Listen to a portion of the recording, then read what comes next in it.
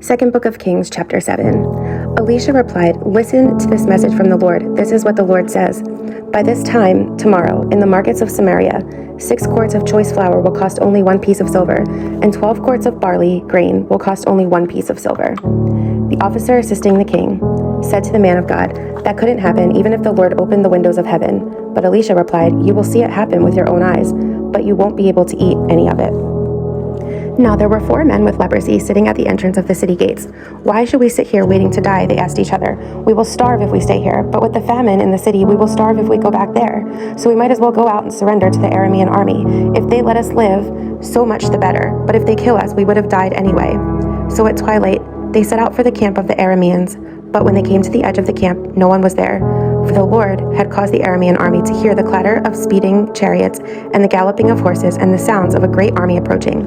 "The king of Israel has hired the Hittites and Egyptians to attack us," they cried to one another. So they panicked and ran into the night, abandoning their tents, horses, donkeys, and everything else as they fled for their lives. When the men with leprosy arrived at the edge of the camp, they went into one tent after another, eating and drinking wine, and they carried off silver and gold and clothing and hid it.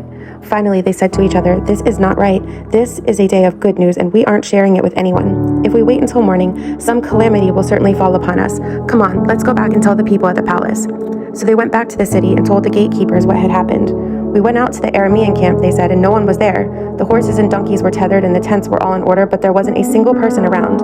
Then the gatekeepers shouted the news to the people in the palace. The king got out of bed in the middle of the night and told his officers, "I know what has happened. The Arameans know we are starving, so they have left their camp and hidden in the fields. They are expecting us to leave the city, and then they will take us alive and capture the city."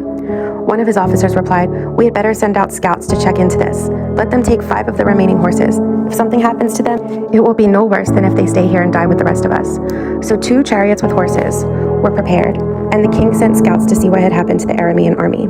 They went all the way to the Jordan River, following a trail of clothing and equipment that the Arameans had thrown away in their mad rush to escape.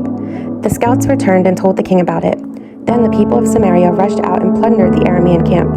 So it was true that 6 quarts of choice flour were sold that day for 1 piece of silver, and 12 quarts of barley grain were sold for 1 piece of silver, just as the Lord had promised. The king appointed his officer to control the traffic at the gate, but he was knocked down and trampled to death as the people rushed out. So everything happened exactly as the man of God had predicted when the king came to his house. The man of God had said to the king, "By this time tomorrow, in the markets of Samaria, 6 quarts of choice flour will cost 1 piece of silver, and 12 quarts of barley grain will cost 1 piece of silver." The king's officer had replied, "That couldn't happen, even if the Lord opened the windows of heaven." And the man of God had said, "You will see it happen with your own eyes, but you won't be able to eat any of it." And so it was, for the people trampled him to death at the gate.